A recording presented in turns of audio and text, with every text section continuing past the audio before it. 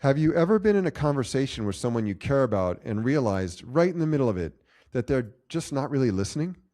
They're waiting. They're waiting for their turn, waiting to give advice, waiting for a pause they can fill with their own thoughts.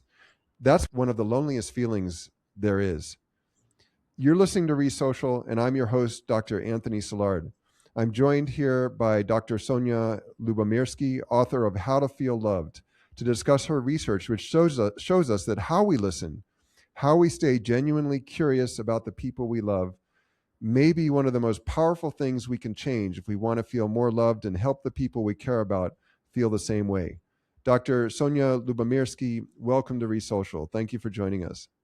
Thank you so much, Anthony. Happy to be here. So, Sonja, you call one of your mindsets listening to learn, and you contrast it with how most of us listen.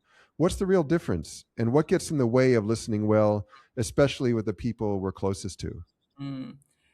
Most of us listen to respond instead of listening to learn. Most of us are not great listeners. It's interesting. Surveys show that we think that we're better listeners than other people. But actually, most of us are not great listeners, myself included. When we're listening, yes, we're listening. We're listening with one ear, and then with the other ear, it's like we're rehearsing the answer that we want to, the response that we want to give to the person. And so we're not quite all there. Another survey I read recently showed that about at least 25% of the time when we're listening, our mind is wandering. And that's a lot, right? And so, yeah, the other person isn't really going to feel heard when we're rehearsing what we want to say rather than really taking it in. So someone gave me this advice: is that when you listen, listen like you're watching a film. And I think this is such a great metaphor. When you're watching a movie, unless you're a film critic or you're a filmmaker, you're just taking it in, right? You're not like formulating a response to it. You're just like sitting there. You're just like taking it all in. And so treat a conversation like that also, just kind of taking it in, like you're watching a movie instead of trying to think about what to say next. Excellent, excellent. So, how do you contrast your listening to learn mindset with your radical curiosity mindset? And especially, you're finding that in long-term relationships, that curiosity tends to wane, and we start to Yeah, think, exactly. well, I know the other person, and so I don't need to learn more about them. Exactly. Actually, that's such an important point. We're often the least curious about the people we've known the longest, which is really sad because we think, as you said, we know everything about them. And yet there's always more to learn, right? Every day we're having new thoughts, fears, dreams, self-doubts, right? Hopes, experiences, feelings. Every day there's something new happening with us. So there's always something more to learn. But getting back to listening versus curiosity. So we argue that if you want to make the other person feel more loved, you need to really listen to them and show curiosity in them. It's actually such a gift, right? When was the last time someone was really curious about you, right? It's really a gift. What's the difference between those two? Well, one way I like to put it is imagine you're listening to a podcast or you're sitting in a lecture and you're being a great listener. You're really listening, you're really taking it in, you're listening to learn, you're taking notes. You take a test the next day and you get an A+ on the test, right? On whatever it was you listened to. So you're a great listener, you're showing all the right behaviors, but it's possible that you were not curious at all, right? Maybe you're listening because you thought you had to. So curiosity involves I would say, a level of enthusiasm that listening does not always have. So it's almost like a higher level where you really, really are excited and interested, right, to know in a genuine way about the other person. This is called, by the way, social curiosity, is Hmm. curiosity in the person, as opposed to just sort of curiosity in learning more about history or math or AI or whatever. Well, I love the way you frame that, and I love the emphasis on curiosity. I've actually taken a deep dive into curiosity recently because something really struck me, which is research by, I think it was by Lowenstein, where he found that people tend to be curious about what they already know something about, and they feel like there's a gap between what they know and what they could know, and that gap piques their curiosity. And so it got me thinking, perhaps people who are already somewhat empathetic, they already know something about the other person, so then they always want to fill in the gap and learn more and more. And it may be that people who are not very good at practicing empathy, they're stuck because they don't, that not only do they not know how to practice it, but they don't feel the curiosity because they've never learned how to know Mm. about the other person. I Yeah, wonder, yeah. and I wonder, and then, yeah, I wonder what you think about that.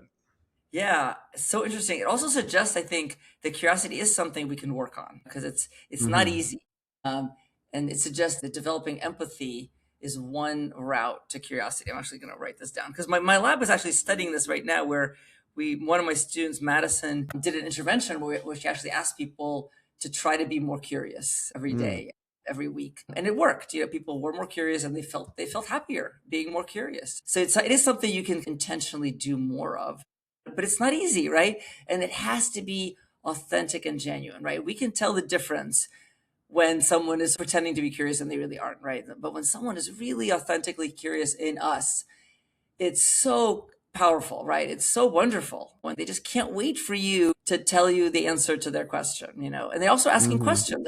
Let's talk actually about question asking. My lab is also now doing or planning to do some studies on question asking. I think that's asking questions is really underestimated as like such an important part of Hmm. relationships, important part of conversations. One of my colleagues, Nick Epley, he's at University of Chicago. He actually has a new book coming out, I think in May, called A Little More Social. And he Oh, has done some, he's actually been on ReSocial. We've oh, is interviewed that, yeah, him as great. He's well. a Yeah. wonderful Yeah. guy. Yeah, Wonderful yeah, yeah. guy. Yeah. Yeah, yeah, wonderful guy. Love him. Yeah, you should have him on to talk about his new book. His new book is really about how like important it is just to be a little more social. But he's done lots and lots of great studies, and he has a series of studies that I always cite where he shows that people underestimate the value of asking deep questions, Hmm. personal questions. Right? We think it's going to be awkward, you know. People are going to think we're prying if we ask personal questions. And actually, on average, the opposite is true, that we crave to be asked, right? We want, like, it feels good for someone to really care about our inner world or our life, right? And yes, maybe once in a while that could be true that we think they're prying. The idea is that we don't ask each other enough. Hmm. And then when you Yeah, I ask love that. questions, I know you're interested, right? If you're asking me like a lot of Exactly. questions, yeah, And I love that research. And I think Nick's research, there in many of his studies, there are these miscalibrated expectations where we think like, hey, people aren't going to like it if I say hi to them on the train. People aren't going to like it if I try to have a deep conversation with them. So we all end up in our own little shells, just exactly. like thinking that we can't have any connection with anyone. It reminds me of Virginia Woolf's Mrs. Dalloway. She basically has this metaphor that communication is like each of us are in the insides of our shells and we're scratching on the inside of our shell. And the only thing that the other person hears is the faint sound of our scratching, right? Very dystopian. But I think what Oh, I I love love about your research is, yeah, your research, you're essentially saying like, hey, go first, come out of your shell. So you really emphasize empathy and curiosity. And then you also really emphasize authenticity and sharing. When do we over pry and like sort of ask too many questions, or when do we overshare? Is there Yeah. how and for our listeners, how can they strike that balance? Yeah, I think that's really hard. I keep saying, I wish emotional intelligence classes were taught in like every high school at every college because it's so important and it's probably not easy to teach because you need to really read the room, right? So let's say, so authentic sharing, vulnerable sharing is really important because if you don't share, you're not giving the other person the opportunity to know you, right? And we talked before, like if you don't feel known, then you're not going to feel loved. You're really not going to feel understood. But then how much do you share? You know, you don't just share your deepest secrets and traumas right away. You have to share at the right pace. Mm, So, so what we say is, our advice is to start small or to start medium, maybe share just a little bit. Share like a middle thing, hmm. or when someone asks you how's your day, instead of saying I'm fine, which 99% of the time we say fine, you might say I had a challenging morning this morning, right? Okay, that's not too much. It's just beginning. And then you gauge the other person's interest. Are they interested in to hear about your challenging morning, right? Are they curious?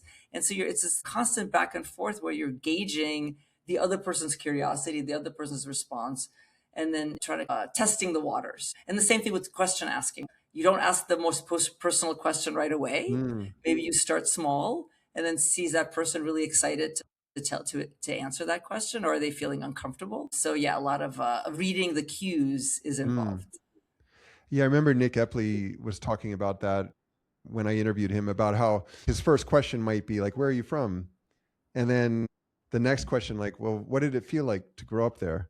So easing in, right? Exactly. Yes, I guess ease in and with empathy and with being authentic and sharing.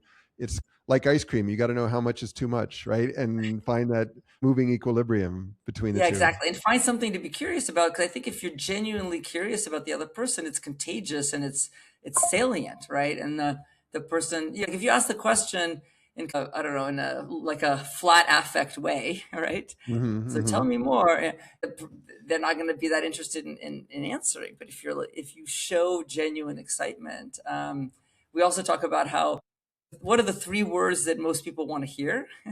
um, and it's not "I love you," and it's not. It's funny. People say, "Oh, it's you were right. You've lost weight." Those are like the three words everyone wants to hear. But no, the three words everyone wants to hear are "Tell me more." Tell me more. I love I that. want to I know love that. more. Or some version of that, right? And again, Uh-huh. if it's not just the words, it's how you say them. It's the affect with which you say them. It's the enthusiasm or genuine curiosity with which you say them. Yeah, you're taking me back to the chorus from Summer Nights from Greece, because "Tell Me More" is is the chorus. Tell Remember me that? more. Tell me Exactly. more. Yeah, exactly. So okay, now we're gonna do a duet, Sonia. You and I, right? No, I'm kidding. Did So you get and very far? there you go. Oh my God. Well, we have to do that someday. So, well, okay. So we're going to take a break from our sponsors. Don't go anywhere. We'll be right back with Dr. Sonja Lyubomirsky about how to feel loved. Is there a protective shell around your heart holding you back from the connection you know is possible in your life? It's time to find your path to redemption. Introducing Love and Suffering by Dr. Anthony Silard. In Love and Suffering, which has received 4 book awards in psychology and mental health and 99% 5-star reviews on Amazon, Dr. Silard overturns what we've been told over a lifetime about love, forgiveness, acceptance, and gratitude. New York Times bestselling author Adam Alter calls Love and Suffering a compelling roadmap for a more connected and meaningful life. When you order Love and Suffering, 100% of the author's proceeds are donated to nonprofit education programs in Africa and Latin America. Invite more love into your life today. Love and Suffering by Anthony Silard is available now at Amazon.com and wherever books are sold. What if everything you've been taught about happiness and friendship is wrong? The artoflivingfree.org, the learning platform of the Center for Social Leadership, would like to offer you 2 free books by Dr. Anthony Silard: The Myth of Friendship, How Your Misunderstandings About Friendship Keep You Lonely, and The Myth of Happiness, How Your Definition of Happiness Creates Your Unhappiness. Get your free personal copies of The Myth of Friendship and The Myth of Happiness today. It's simple and easy. Go to theartoflivingfree.org/free happiness and friendship books and enter your email, then confirm the confirmation email in your inbox. You'll receive the links to download The Myth of Friendship and The Myth of Happiness. Enjoy your 2 free books by Dr. Anthony Silard today at theartoflivingfree.org/free happiness and friendship books. Hello, I'm Dr. Anthony Silard, and welcome back to ReSocial. I'm here with Dr. Sonja Lyubomirsky, who's talking about her book, How to Feel Loved, and a whole bunch of other things. It's really a fascinating conversation. Sonja, let's go into another one of your mindsets. So you have 5 mindsets, and if you want to share with everyone what the mindsets are briefly, that's great. Let's talk a little bit though about we've already talked about the listening to learn mindset, the radical curiosity mindset, the open heart mindset. I love the title, and I love what you're really getting at with this mindset. It's about actively affirming the other person's best self, the Michelangelo effect, right? Yeah. That partners who see and reflect each other's ideal selves help them become those selves. Tell us about that, and anything you want to share about your 5 mindsets. Yeah, yeah, yeah. We're Well, all sure. ears. First, yeah. So the idea is that if you want to feel more loved, we suggest embracing 5 mindsets. It's not like a step-to-step guide. It's just they're like a coat you can put on or glasses that you put on. The first is sharing mindset and the importance of sharing more about yourself, your full self with others so they know you better. And then the next 2 are about you really getting to know other people, the other person in your life. So listening to learn, really listening like you really want to know, and then curiosity, showing genuine curiosity in the other person. The sharing mindset, listening to learn mindset, radical curiosity mindset, and there's 2 more, and I love these. And so the open heart is the 4th, and the 5th is multiplicity. And I hope we get to that one too, because that's maybe my favorite. Mhm. So the open heart mindset, yeah, this part of it is obvious. It's like showing compassion, kindness, warmth to the other person. The two people aren't going to feel loved if there's no kindness and warmth in the relationship. And a lot of us do have that. It's almost like a foundation. And then the Michelangelo phenomenon, that is part of the open heart mindset. And it's one of my favorite constructs in psychology, this idea. Well, let's get back to Michelangelo, right? The artist and sculptor.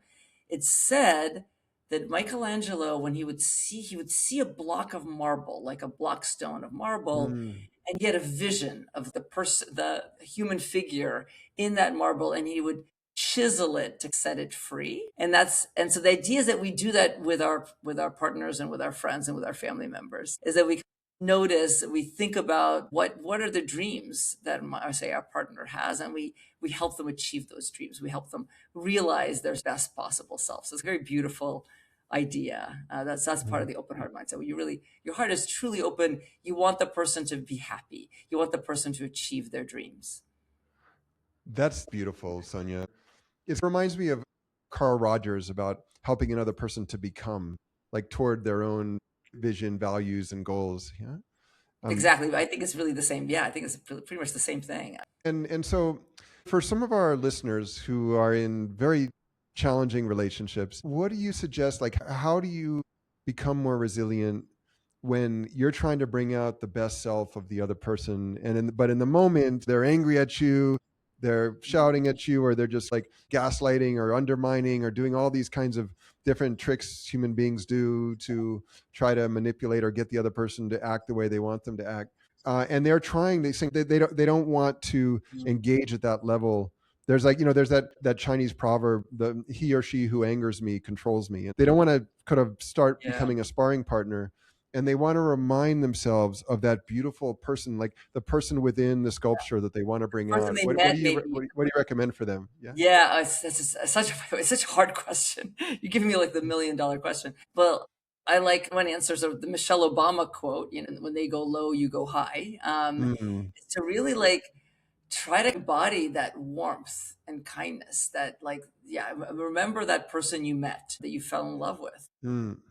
And that's going to be hopefully contagious, and that's going to infect them in a good way. But it's so hard, right? It's so hard. They're just showing anger at you, or as you said, gaslighting you.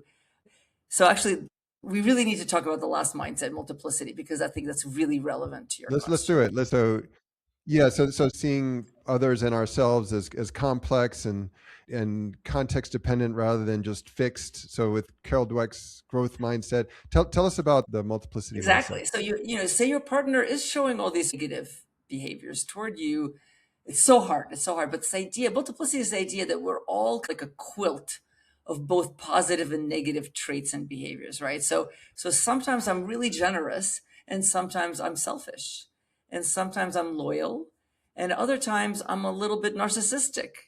And we're all like this. We all have that. And so when your partner or your friend or your family member is showing these negative traits or behaviors, to remember that, to see them in all of their messy complexity. It doesn't mean justifying their behavior. It doesn't mean condoning it, right? It doesn't mean excusing it, but it really helps you have compassion. And there's different ways of doing that. So one way is to think about, where is that coming from, right? Like, why are maybe they're being triggered by something, and so their bad behavior is really from a trigger from their childhood. Again, it doesn't excuse it, but it helps you understand it better, helps you have some compassion for it. And again, as you said, putting it into context, the classic, like they're having a bad day. And it's so hard. I've actually been trying to practice multiplicity on some people in my life right now. And I'm just like, okay, I'm just having compassion for that person. I had this brilliant coach, and she said to me, like, Sonja, if they could do better right now, they would, but they can't. I love that. They just don't have the capacity. If they could, they would, but they can't. And actually, I often remind myself of that. It's like, this person is not showing up to me, or not showing up in the relationship like they really need them to, because they just can't. For whatever reason, they just lack capacity. And so that gives me some compassion, some patience. And by the way, it doesn't mean that I want to even remain in the relationship. Once in a while, that I might decide to walk away because they're just not able to show up on a consistent basis, right? But having that big picture perspective really helps. And I feel like as I get older, I don't know about you, Anthony, it's easier for me to do that. I don't see things in black and white as Yes, much I anymore. totally agree. And I'm 58, and the research about psychology over the lifespan, that neuroticism or emotional instability tends to decrease over the years. It's like, okay, we've been here before, we've seen this, we can, and People also get happier as they get older. I just saw a talk by a colleague, Susan Charles, that does research on this. People really get much happier until 70s. There's some point between mhm, 70 something and like 90 something, then happiness decreases for some obvious reasons. They're from health health reasons. related issues. People are dying in your life. But yeah, people are becoming more emotionally wiser in a sense as they get older. But yeah, like I have so many examples where people are like, oh my god, can you believe what that guy did that thing? And I still get upset, but I have a little bit more context. I'm like, I can see the little boy inside of him that got triggered, right? This Yeah. actually could never be timelier or more important than right now with all the polarization in our society. And it reminds me of Walt Whitman, I am large, I contain multitudes. And I think the beauty of it is that if we can recognize the multiplicity in another person, then we can also grant ourselves the same. And so it's like, give what you want to receive. It's going first, as you write so eloquently in How to Feel Loved. You're granting grace to the other person, and in the hopes that, hey, maybe they'll do the same for me at some point, although it doesn't Exactly. always come back. Turning the open heart and the multiplicity mindset onto yourself, back on yourself, is also very, very important. So we talk about having self-compassion. So like when I do the bad thing, when I say that horrible thing to someone, I'm able to forgive myself and also like have self-compassion for myself. I did that. You can't take that away. I did that bad thing, but I'm also a good person in many other ways, right? Yeah. Exactly. Mhm. Yeah, it's like, just as the ideal is above the real for others, the same for ourselves. And we just do the best we can, knowing that we'll never be perfect. We're imperfect human beings. So, Exactly. Hopefully, we're always growing. We're always working on ourselves, and being better human beings, right? But we're never going to be perfect. yeah, it'd be Yeah. nice. Yeah. So, Sonja, for our listeners who want to go deeper into this framework in your research, where should they go to learn more about what Well, you're the, doing? the book is called How to Feel Loved, and the website is just the title, howtofeelloved.com, howtofeelloved.com. We have a great quiz where that's only 5 questions where people can learn which mindset of those 5 mindsets is your strongest mindset and which mindset is in most need of improvement. So I really recommend taking that quiz and learning a little bit about yourself, and then we give some advice about what to do to improve each of those mindsets. So howtofeelloved.com is the best place to find out more. Okay, so all of you out there, howtofeelloved.com, and you can find How to Feel Loved on Amazon. I highly recommend it. It's a wonderful book. Feeling loved is something we build through how we choose to show up in every conversation with every person who matters to us. And the power of that, the part that's actually within your control, starts with the first move. As Sonja so wonderfully stated here, it's your move to make. Sonja, my day's a better one for the connection that we're further developing here today. And I'm going to take some of your advice to heart because I need to apply it in my own life. So I really appreciate you. Thank you for joining us here at ReSocial. It's been a pleasure to talk to you, Anthony, and I loved your questions. I got questions that have never been asked before, which is truly a gift to me. Thank you. Hello, I'm Anthony Silard, and thank you for tuning in to ReSocial. I'd like to ask you a question and a favor. First, the question. Would you like to leave some feedback and let us know what you've enjoyed about ReSocial and also what can be improved? Also, feel free to let us know about any kind of episodes that you'd like to have on ReSocial, any issues you'd like us to address. If you'd like to leave any feedback, please leave it at ReSocial at theartoflivingfree.org. Once again, ReSocial at theartoflivingfree.org. Now for the favor, please subscribe or follow. That really helps us to get top tier guests. So you're subscribing or following us at ReSocial makes a big difference. Also, I'd like to thank the ReSocial team, Madeline McLeod, our senior producer, Michele Bordone, our associate producer, and Ariane Escobar, our director of media relations. Let's end the way we always do. Until we meet again, please remember that between you and the CMSRs, the compassionate, meaningful, sustainable relationships you desire in your life, lies an invisible social barrier you construct in your mind. It's entirely up to you to push through this barrier and watch it disappear into the mist. Be the change you desire and reach out to another person. Then use the tools you learn, refine, and align with your own values in ReSocial to develop a CMSR. Be kind, be generous, and be caring. I'm Dr. Anthony Silard. Thank you for joining us on ReSocial. I'm looking forward to being together with you again next week in the world filled with CMSRs we are creating together.